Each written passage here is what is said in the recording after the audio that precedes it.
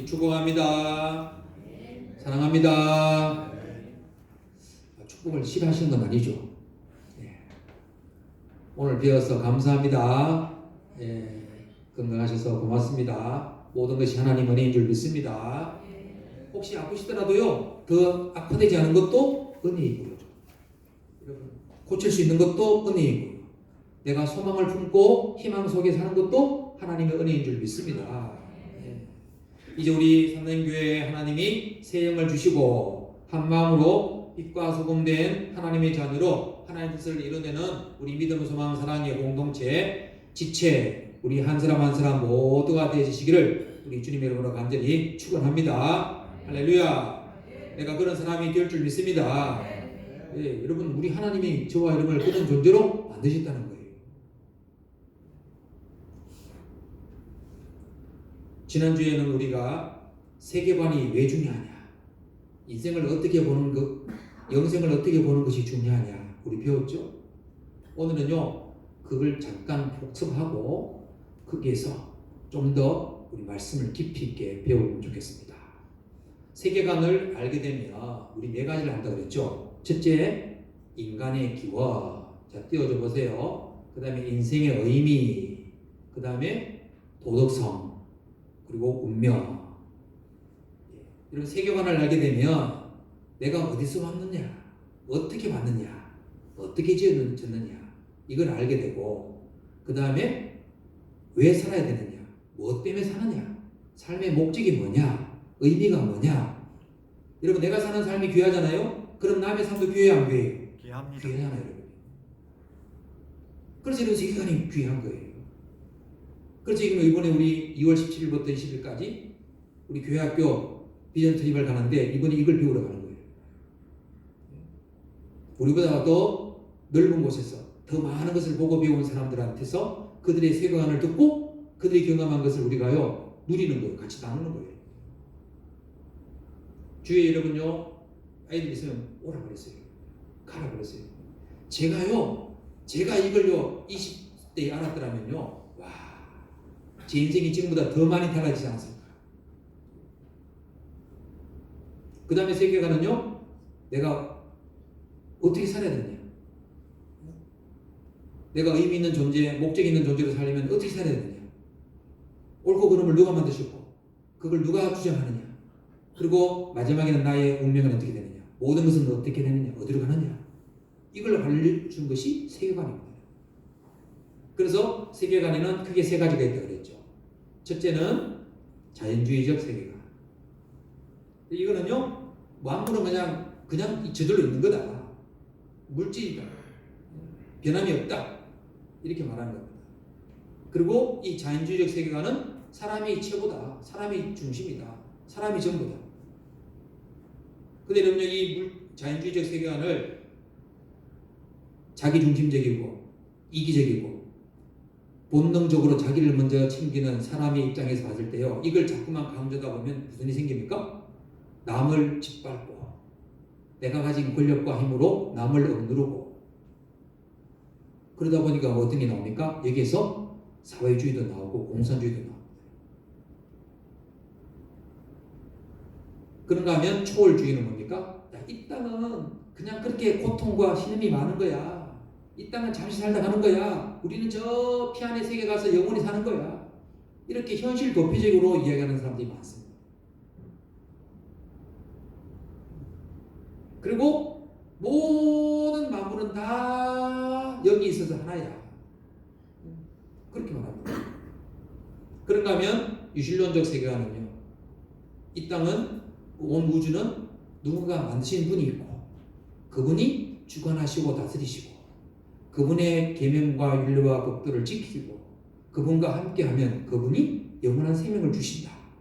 이게 유실론적 세계관입니다.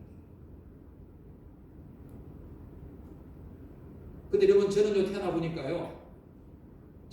보니까 자연주의 세계관 속에 제가 살고 있더라고요. 저희 가문이, 가정이, 환경이요, 죽은 조상을 섬기는 제사, 그 다음에요, 때로는 산 신당에 가서 절도 하고, 그런가 하면은요, 주어진 땅, 이 땅만 잘 가꾸고 이 땅에서 나는 것만 잘 먹고 살면 된다. 제가 그런 환경에서 태어났거든요. 그래서 제가 하나님을 만나기 전에는요, 이런 자연주의적 세계관이 전부인 줄 알았어요. 그런데 학교를 갔더니요, 초등학교 가니까, 국민학교 가니까 친구 중에 한 명이 자기 집이 절인 친구가 있었어요. 자기 할아버지가 절에 주치 스님이 있었어요. 근데 이 절이요, 사람의 병을 고쳤다. 그래갖고요, 소문이 나서 제가 어릴 때요, 그 옛날 각진 그랜저를 타고요, 서울에서요, 사람들이 막 왔어요.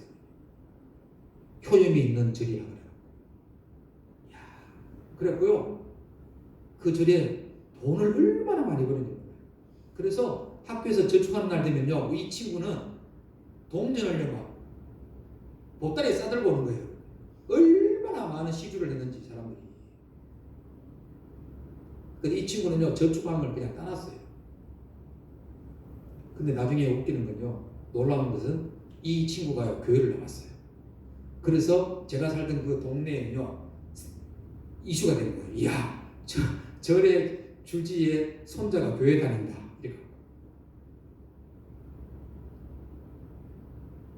그래서 저는 신당에 가도 또 가보고, 제사도 지내고, 또 그런가 하면 저희 할아버지가 잘 살았거든요. 과수원도 있고, 논밭도 있고, 저희 작은 할아버지 집에도 과수원이 있고, 이런 집에 살면서 학교 갔다 오면서 사과도 먹고, 과수원에 들러서 이런 게 다반사인 제 삶이, 여러분, 그게 전부인 줄 알았거든요. 그런데 하나님을 만납니다.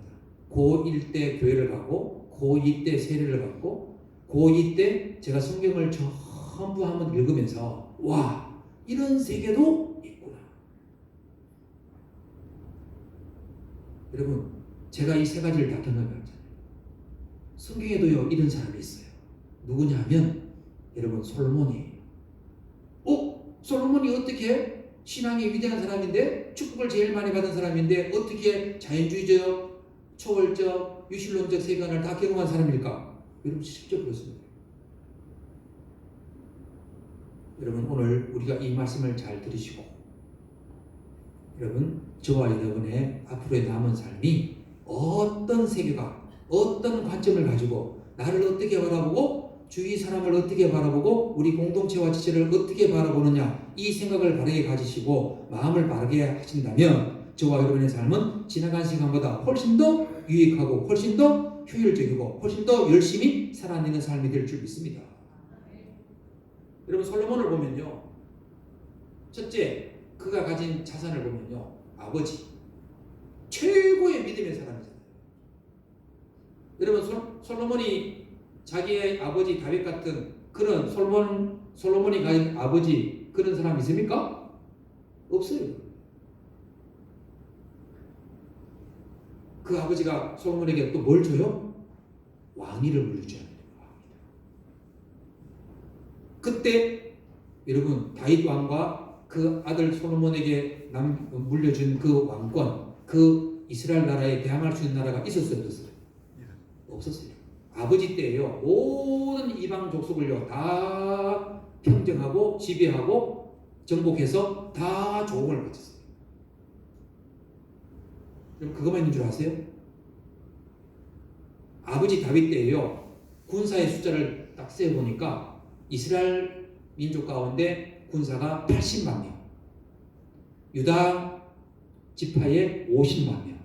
여러분, 지금부터요 3000년 전에요 한 나라가 군대 숫자를요 130만 명 가지고 있다는 것은요, 여러분, 놀라운 일이에요.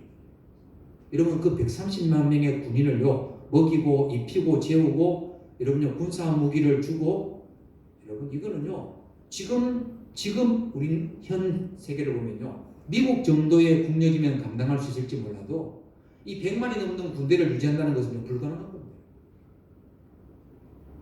그것만 있습니까? 여러분, 130만 명 정도의 군인이라 그러면 전체 백성들의 숫자는 얼마쯤 되겠습니까? 보통 10배거든요. 10배. 그러면 그 당시 이스라엘 인구는요 1400만에서 많게는 1500만 명 이상일 수 있어요. 엄청나죠? 여러분 지금 이스라엘 본토에 살고 있는 백성들이 몇 명인지 아세요? 1000만 명이 안 됩니다. 근데 3000년 전 다윗 때에요. 이미 그 땅에 1500만 명이 넘는 사람이 살았다는 거예요. 놀라운 일이죠. 이것만 있습니까? 다윗 아버지 때에 아버지를 섬겼던, 아버지와 함께 나라를 다스렸던 슬기로운 신하. 또 뭐가 있습니까? 솔로몬 자신이 받은 하나님께 구하여서 받은 지혜. 여러분 이 정도면 거의 다이아몬드 수준 아니겠습니까? 금수저, 금 상대도 안 될 거예요. 그렇죠? 이 정도면요 여러분 부족함이 없잖아요. 완벽하잖아요. 얼마나 여러분 솔로몬의 이런 지혜가 대단했으면요 사람들이 그의 지혜를 다 들어봤다 그랬어요. 우리 열왕기상 4장 32절 한번 읽어보겠습니다. 시작. 그가 잠언 3000가지를 말하였고 그의 노래는 1005편이며 또 그가 또 초목에 대하여 말하되 레바논의 백향목으로부터 담에 나는 우슬초까지 하고 그가 또 짐승과 새와 기어다니는 것과 물고기에 대하여 말한지라. 사람들이 솔로몬의 지혜를 들으러 왔으니 이는 그의 지혜의 소문을 들은 천하 모든 왕들이 보낸 자들이더라. 아멘. 여러분 어디서까지 왔냐면요 지금 여러분 아프리카의 뿌리라고 말하는 에티오피아 지역에서까지 온 거예요. 그만 줄 아세요? 솔로몬이 1년 세금이 얼마인지 아세요? 666달란트. 그 당시에요 금 한 달란트가 34.3kg. 그러니까 이걸요 666을 곱하면요 금만 한 해에 금으로만 받는 세금이 한 해에 약 23톤. 여러분 23톤이에요. 톤.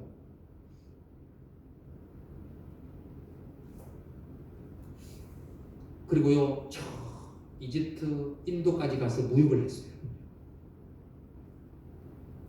여러분 솔로몬에게 부족한 게 있겠습니까? 없어요. 천하 만민이요 다 조공을 하고 예물을 들고 솔로몬의 지혜를 들으러 온 거예요. 솔로몬의 그 모든 은혜가 어디서 온 겁니까? 아버지 다윗을 통해서 하나님을 섬기는 유실론적 세계관에서 온 줄 믿습니다. 그래서 그가 뭐합니까? 성전도 짓고 자기의 왕궁도 짓고. 그런데 성전과 왕궁을 짓는 이 20년 동안은요 하나님 중심의 삶을 살아요. 그런데 그것이 다 완성되고 난 뒤에 어떻게 합니까? 부인이 1000명이 돼요. 그러면서 뭐합니까? 그 1000명이 다윗의 마음을 바꿔버립니다. 솔로몬의 마음을 바꿔버립니다. 그래서 열왕기상 11장 9절에 솔로몬이 마음을 돌려 이스라엘의 하나님 여호와를 떠남으로 이렇게 나옵니다. 솔로몬의 마음이요 하나님 중심에서 자기 중심으로 가는 거예요. 하나님 주시는 지혜 중심에서 자기 가지고 있는 지식 중심으로 가는 거예요. 성전 예배 중심에서 이방 나라들과 외교 관계를 맺고 그 여인들을 정략적으로 데려오는 외교 중심으로 가는 거예요. 하나님께 간구하는 겸손의 삶에서 자기 삶을 인정받는 삶으로 바꾸는 거예요. 영적 생활 중심에서 이 땅 중심, 물질 중심으로 가는 거예요. 솔로몬의 마음이 변하는 거예요. 그래서 그가 이제 유실론적 세계관에서 어디로 갑니까? 자연주의적으로. 왜? 이 땅에서 더 이상 자기가 얻을 게 없는 거예요. 누릴 게 없는 거예요.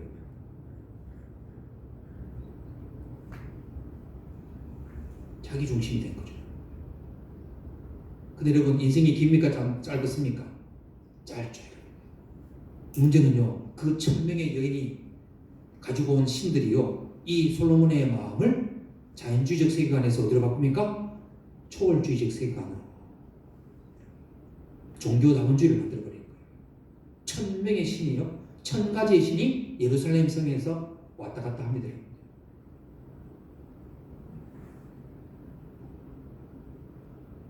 이 세 가지 세계관을 다 경험한 솔로몬이 자기 인생의 마지막에 회한을 두고 회개하면서 지은 성경이 뭐냐면 그게 바로 이 전도서입니다. 그 중에서도 가장 핵심되는 말씀이 오늘 읽은 이 3장의 말씀입니다. 여러분, 사람은요 본능적으로 죽음을 싫어합니다. 그래서 저 이집트에 가면요 피라미드 엄청 크게 지어갖고 그 안에 사람을요 그냥 시신을 묻지 않고 두잖아요. 왜? 나중에 부활할 거라고. 여러분, 진시황 알죠? 중국을 최초로 통일한 왕. 그가 늙지 않는 약초를 구하려고 그 신하들을 전 세계에 다 보냈다잖아요. 우리나라도 왔다 그러죠. 여러분, 유럽을 공포에 떨게 했던 징기스칸, 지금도 그의 무덤은 어딘지 모릅니다. 왜? 그의 죽음을 비밀로 하기 때문에. 그런가 하면 여러분, 죽음을 담담히 받아들였던 사람도 있어요. 알렉산더 대왕. 인도 정보를 갖다가요 전염병이 걸려서 죽어가면서 이 알렉산더 대왕이 유언을 합니다. 내가 죽고던 내 관에다가 양옆에 구멍을 뚫어서 내 팔이 다 보이게 해라. 아무것도 가지고 가지 못한다는 것을 보게 해라.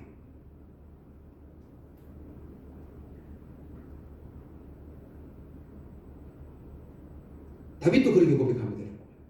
열왕기상 2장 2절 우리 한번 읽어볼게요. 시작. 내가 이제 세상 모든 사람이 가는 길로 가게 되었노니 너는 힘써 대장부가 되고. 아멘. 다윗이 뭐랍니까? 내가 이제 세상 모든 사람이 가는 길로 가게 되었다. 뭡니까? 죽음이 자기 앞에 왔다는 거죠. 피할 수 없는 거예요.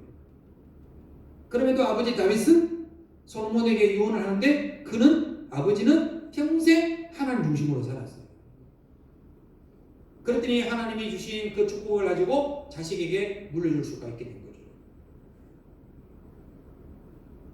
근데 그 아들, 다윗의 아들 솔로몬은요 뭐라고 고백합니까? 전도서 12장 8절 시작. 전도자가 이르되 헛되고 헛되도다 모든 것이 헛되도다. 여러분, 이 전도자가 바로 솔로몬이에요. 여러분, 하나님 중심의 삶을 유실론적 세계관을 가지고 살던 아버지 다윗, 그 다음 딱 한 배가 지났는데 솔로몬이 어떻게 됩니까? 아들 때에 벌써 하나님 중심의 신앙이 무너졌어요. 왜 그럴까요? 제가 성경을 찾아보니까요 아버지 다윗과 솔로몬 아들에게 다른 것이 딱 한 가지가 있어요. 뭐냐? 아버지 다윗은요 고생을 많이 해봤어요. 훈련을 많이 겪었어요. 사울 왕에게 쫓겨다니고 목숨도 구걸하기도 하고 저 블레셋 족속에 가고 미친 척도 하고. 근데 솔로몬에게는 그런 게 있었어요, 없었어요? 하나도 없었어요. 너무너무 편하게 포실하게 자라고. 그런데다가 여러분, 하나님 주시는 축복이 너무너무 많잖아요. 세상 그 가운데 제일 많이 가졌잖아요. 감당이 돼요, 안 돼요? 감당을 못하는 거예요. 오죽했으면요 그 금이 너무 많았어요. 금을요 녹여갖고 순금을요 녹여갖고 방패를요 만들어갖고 국고성에다 뒀잖아요. 그것도요 큰 방패 200개, 작은 방패 300개. 이 뭡니까? 왕권, 권력, 부의 상징이죠. 근데 이 모든 걸 다 해놓고 난 뒤에도 솔로몬에게 만족이 있었어요? 없잖아요. 하나님이 솔로몬에게 나타나셔서 꿈에 나타나셔서 2번씩이나 너희 아버지 다윗처럼 마음을 다하고 정성을 다하고 내 계명과 율례와 법들을 지키면 내가 너에게 허락한 이 복을 계속 주겠다. 그런데 솔로몬의 마음이 변했어요, 안 변했어요? 변하잖아요. 이방 여인들이 시집 왔어요. 솔로몬의 마음을 하나님 중심에서 자연주의적으로 초월주의적 세계관으로 바꿔버리잖아요. 여러분, 그 결과가 뭡니까? 그 결과가 뭡니까? 첫째, 솔로몬은요 자기 개인적으로 그 바뀐 세계관의 결론을요 그는 이렇게 냅니다. 전도서 12장 13절 14절 우리 한번 읽어봅시다. 시작. 일의 결국을 다 들었으니 하나님을 경외하고 그의 명령들을 지킬지어다. 이것이 모든 사람의 본분이니라. 아멘. 솔로몬이 잃어버렸던 것을요 그는 마지막에 다시 돌이킬 거예요.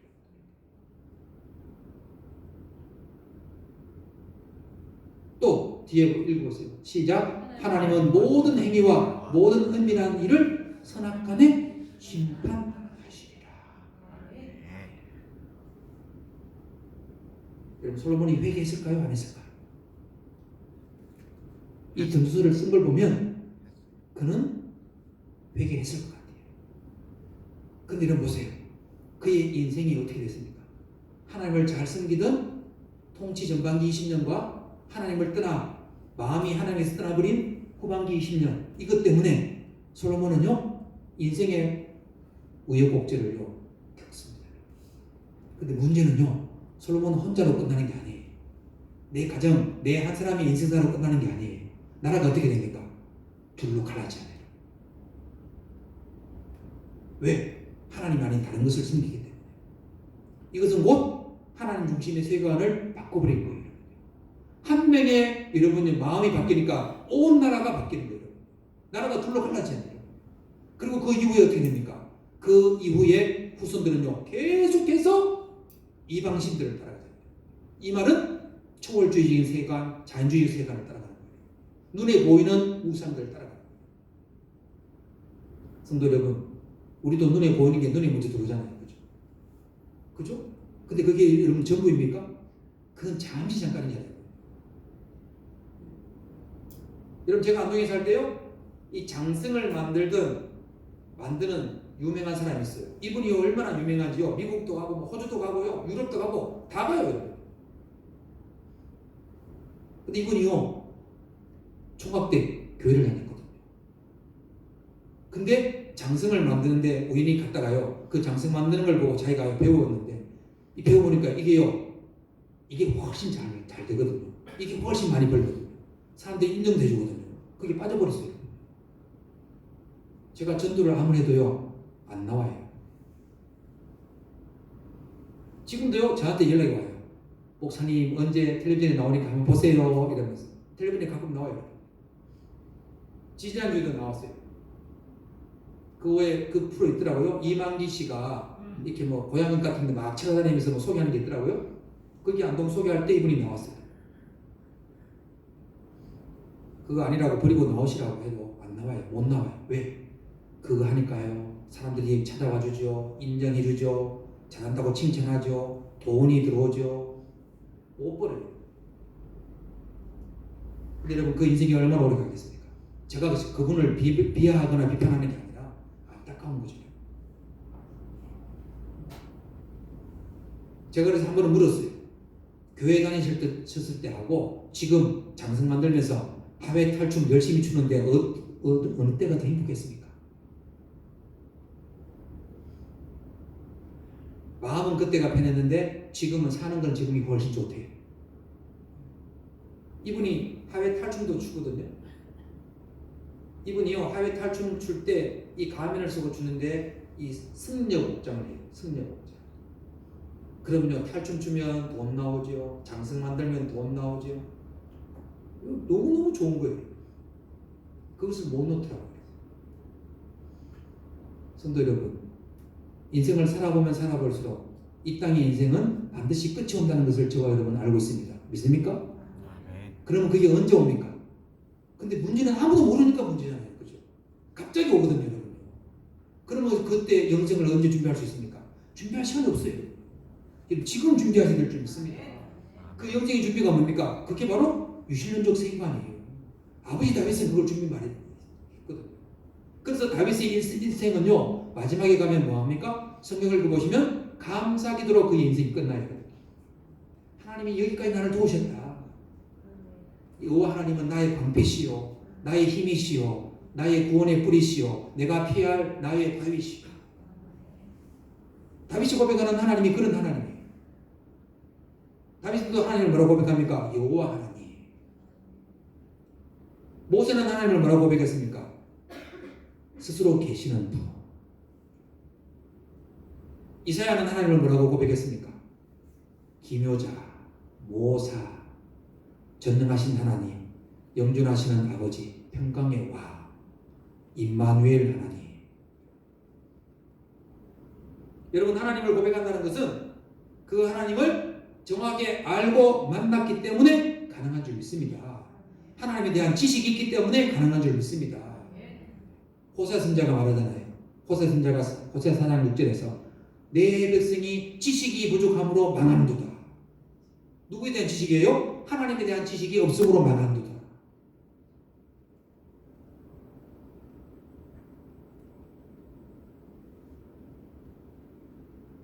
그래서 다윗은요 하나님을 만군의 여호와 이렇게 부르잖아요. 그분은 나의 산성이십니다. 나의 목자이십니다.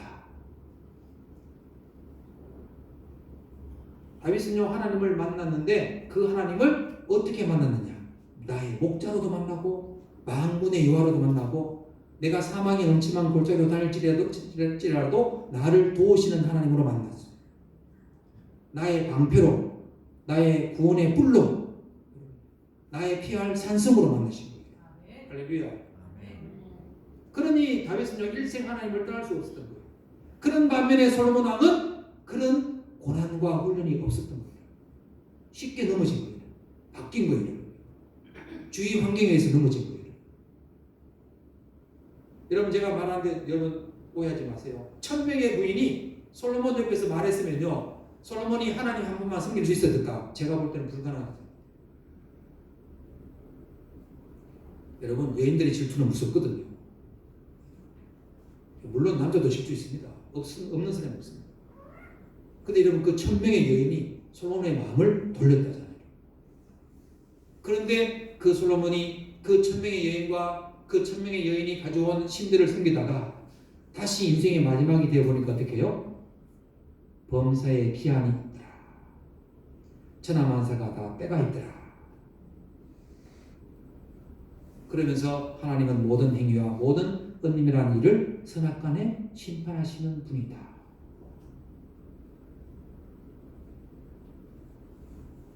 성도 여러분, 저와 여러분은 어떤 세계관을 가지고 사시겠습니까? 이 세계관을 가지면요, 그 사람의 인생과 영생의 삶에 마음이 바뀌어집니다. 보는 관점이 바뀌어집니다. 세상을 보는 관점이 바뀌어집니다. 유실론적 세계관을 가지면요, 이 땅은 하나님 만드신 아름다운 땅, 하나님이 만드신 귀한 땅, 옆에 있는 사람은요, 하나님 만드신 최고의 작품, 믿습니까? 별로 안 믿으시시네요. 내가 나에 대해서도 긍정하는 마음이 별로 없고, 내가 나를 많이 사랑하지 못하는데 남을 사랑하기는 더더욱 힘들겠죠. 여러분 이제 하나님의 말씀, 하나님의 시각, 하나님의 눈과 하나님의 마음으로 보십시오.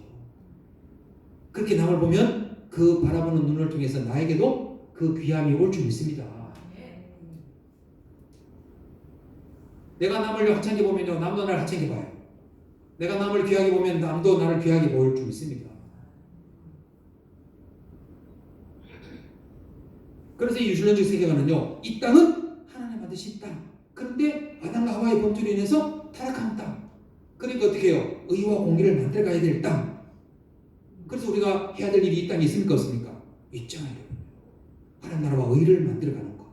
그리고 그 하나님 나라와 의를 만들어가다가 어려움을 당하면 어떻게 해요? 하나님이 도와주시고, 또 그 어려움을 당한 자에게 하나님이 하늘의 복으로 함께 하시고, 또 성령님을 통해서 도와주실 줄 믿습니다. 그리고 그 일을 끝까지 마친 자에게는 하나님은 하나님 나라로 오게 하시고 영생을 주실 줄 믿습니다. 이게 유실론적 세계관을 가진 사람이에요. 그러니 여러분, 한 나라와 한 민족이 이런 유실론적 세계관을 가진다. 여러분, 얼마나 큰 힘이 생기고 파워가 나오고, 여러분 얼마나 놀라운 일들 하겠습니까? 개인도 마찬가지입니다. 한 명, 한 가정, 한 가족이요, 이런 유실론적 세계관을 가지고 하나님 중심의 삶을 살아내보세요. 저와 여러분이 있는 이 자리가 여러분 아름다운 자리로 바뀔 줄 믿습니다. 내가 있는 이 자리가 가장 소중하고 귀하고 감사의 자리가 될 줄 믿습니다. 그게 여러분, 그게 관점이고요. 그 관점을 만드는 게 세계관이고요. 이 유실론적 세계관을 가진 사람을 통해서 하나님은 일하실 줄 믿습니다. 이 관점을 끝까지 가지고 있었기 때문에 다윗은요 무너지지 않은 거예요. 넘어지지 않은 거예요. 심지어 자기 아들에게 쫓겨서 여러분 도망갈 때도 여러분 여호와는 나의 목자라고 그랬잖아요. 다윗도 여러분 실수할 때도 있었죠. 사울에게 쫓겨다니니까 힘드니까 어떻게 해요? 저 블레셋 땅으로 도망갔잖아요. 도망가고 아히멜렉 왕에게, 블레셋 왕에게 우리 살 땅 좀 주세요 해갖고 시글락이라는 동네에 살았잖아요. 근데 하나님이 그걸 안 기뻐하시는 거 어떻게 해요? 아말렉 족속이 왔어요. 그 시글락을 다 불태워버리고 처자들을 다 잡아가고 재산을 다 뺏어가서 가버리잖아요. 근데 다윗이 어떻게 합니까? 그 뒤에 보면요, 절대로 그렇게 안 합니다. 두 번 똑같은 실수를 안 합니다. 저와 여러분들도 실수할 때가 있잖아요. 그러면 고통을 겪고 고난을 겪고 다시 원래의 자리로 돌아옵니다. 이것도 하나님의 사랑인 줄 믿습니다. 다윗은 이걸 많이 겪어봤거든요. 그래서 자기 아들에게, 솔로몬에게 힘써 대장부가 되고 하나님이 주신 계명을 잘 지켜라. 말씀 속에 거해라. 이 믿음 가지고 살아라. 솔로몬이 20년 동안 잘 지켰어요. 하나님 너무너무 많은 축복을 주셨어요. 근데 그 축복이 너무너무 많다 보니까 어떻게 해요? 감당을 못하잖아요. 그래서 여러분, 고난이 유익이라는 말이 나오는 거예요. 왜? 고난과 훈련을 받은 다윗과 그렇지 못한 아들 솔로몬의 삶의 모습이 마지막에 가면 아버지 다윗은 감사하고 찬양으로 끝나요. 솔로몬은 어떻게 됩니까? 오늘 나오잖아요. 안타깝잖아요. 그리고 나라가 둘로 갈라지잖아요.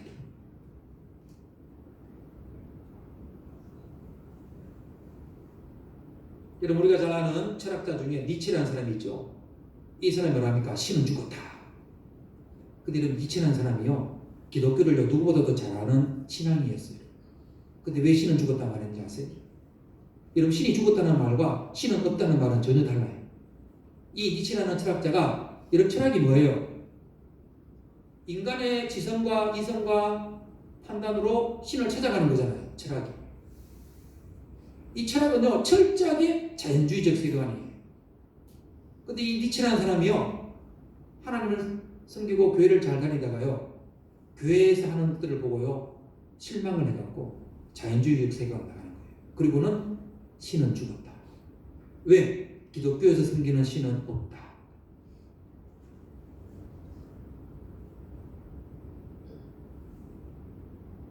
그런 나중에요, 니체가요, 죽기 직전에 회개하고 죽습니다. 내가 잘못했다. 신은 계신다.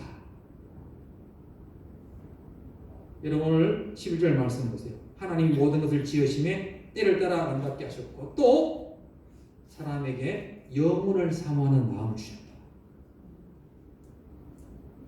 여러분, 인생은 짧습니다. 그러나 소중합니다. 귀합니다. 이 인생을 살아가는 가장 좋은 방법은 유실론적 세계관입니다. 그렇게 가지고 유실론적 세계관을 가지고 살아내면 이것이 영생으로까지 이어지게 될 줄 믿습니다. 그래서 우리 예수님 뭐라 하셨어요? 내가 곧 길이요 진리요 생명이니 내가 곧 부활이다.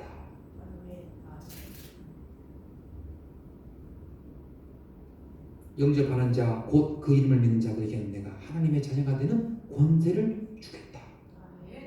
진리를 알지니 진리가 너희를 자유롭게 하리라. 여러분, 우리가 아는 사도 바울, 이 사람도 여러분요, 구약의 솔로몬에 비견될 만큼 신약에서는요, 이 바울이요, 모든 걸 갖춘 사람이었잖아요. 그렇죠? 출생, 부모, 여러분 시민권, 그의 학문, 스승, 그의 집합, 그가 소속한 공동체, 어느 것 하나 빠질 게 없었잖아요. 그랬던 바울이, 이 사울이라는 사람이 왜 예수님을 만나고 하는데 바울로 이름을 바꾸고 자기가 평생 그 예수님을 위해서 삽니까? 예수님을 통해서 뭘 받기 때문에? 유실론적 세계관, 영원한 삶을 받기 때문인 줄 믿습니다.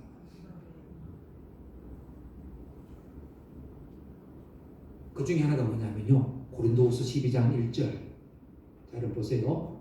무익하나마 읽어볼게요. 무익하나마 내가 부득불 자랑하노라. 주의 환상과 계시를 말하리라. 그 다음요, 내가 그리스도 안에 있는 한 사람을 아노니 그는 14년 전에 셋째 하늘에 이끌려 간 자라. 그가 몸 안에 있었는지 몸 밖에 있었는지 나는 모르지 그니와 하나님은 아시느니라. 아멘. 이 바울이요, 삼층천이라고 하는 영적 세계를 본 거예요.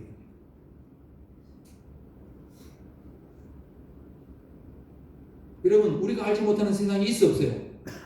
있잖아요, 여러분요. 여러분, 우주도 다 모르는데 바울이 이걸 봤거든요. 그러니까 그가요 평생 이 길을 가는 거예요. 왜? 영생을 받기 때문에, 영적 세계를 받기 때문에.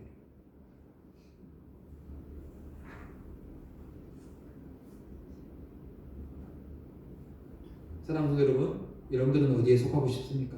어디에 속했습니까? 우리 한국 사람들은요, 초월주의적 세계관도 있고 자연주의적 세계관도 있고 그런가 하면요 유신론적 세계관도 있어요. 여러분, 이걸요 하나로 만들어야 돼요. 하나로. 다 가지고 살기에는 너무 바빠요. 힘이 없어요. 여러분, 힘에 부딪혀요. 확실한 것은 여러분 역사가 보여주잖아요. 유신론적 세계관을 가진 나라가, 유신론적 세계관을 가진 다윗이 하나님을 통해서 그 삶이 어땠는가를 오늘 우리에게 보여주는 겁니다. 나는 이제 나이가 너무 많아서 안 되는데, 나는 이제 언제 죽을지 모르는데, 아니에요, 여러분. 하루를 살아도 하나님 중심의 이 세계관을 가지면 그 삶은 영생에 대한 확신이 생기고, 또한 영생에 대한 확신 가운데 소망이 생기고, 그 소망을 통해서 그 삶이 평안의 삶이 될 줄 믿습니다. 이 평안이 더 넘치면 어떻게 됐습니까? 이걸 전하지 않고는 내가 견딜 수 없겠죠. 그게 전도하는 사람이에요.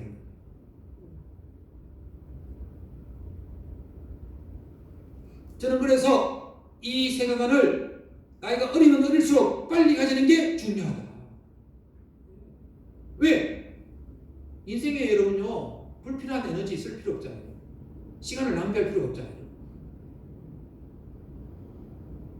얼마나 감사해요. 우리 성도들도 늦은 게 아니에요. 이 세계관을 바르게 정립하시길 바랍니다. 여러분, 솔로몬처럼요 나중에 후회하면 안 돼요. 다 누려보고 난데 어떻게 해요? 허무하잖아요. 여러분요. 야, 그래도 솔로몬은 누려봤으니까 좋다, 나도 한번 해보고 싶다. 여러분, 그런 생각하지 마세요. 거기 빠지면 못 나와요. 여러분, 쾌락이라는 게 그렇게 무서운 거예요.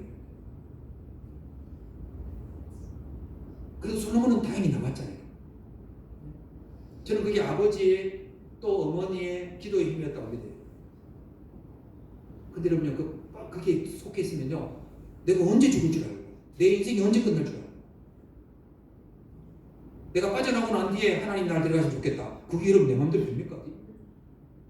네? 되면 얼마나 좋겠어요. 제가요, 전도했던 분 중에 한 분이 그러시더라고요. 내가 지금은 열심히 세상 속에서 놀고 재밌게 지내다가 내가 죽기 전에 한 바짝 믿고 죽겠다. 여러분, 그게 됩니까? 본인은 가능할지 몰라도 하나님이 은총을 할지 어떻게 할지